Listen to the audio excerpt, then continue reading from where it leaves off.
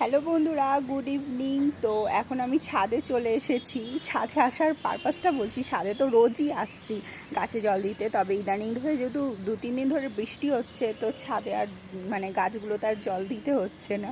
তো আজকে যার জন্য এসেছি ছাদে সেটা হলো রিলস বানাতে। বেশ কয়েকদিন ধরেই ভাবছিলাম ছাদে গিয়ে রিলস বানাবো, সময়ই পেয়ে উঠছি না। তো সেই সূত্রেই আজকে চলে আসা।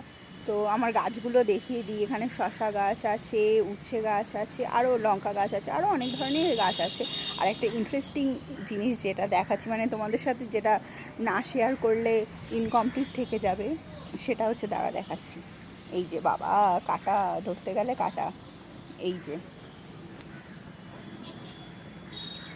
ড্রাগন ফল, ড্রাগন ফল হয়েছে, মানে অনেক কটাই হয়েছে, একটাই দেখালাম।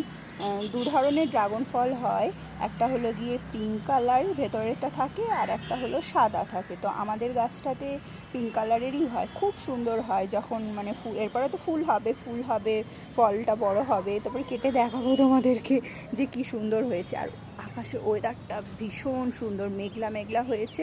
যদিও আমি মানে রিলস যেহেতু বানাচ্ছিলাম ওই জন্য পুরো ঘামিয়ে গেছি। আর ছাদে এসে রিলস করতে তো আমার খুবই ভালো লাগে, ফুরফুরে হাওয়া দেয়, বেশ ভালোই লাগছে। তো সামারটা এইভাবে এনজয় করছি। আর আসছে, রিলসগুলো আসছে, তোমরা কিন্তু দেখতে থেকো। হ্যাঁ, এখনকার মতো টাটা।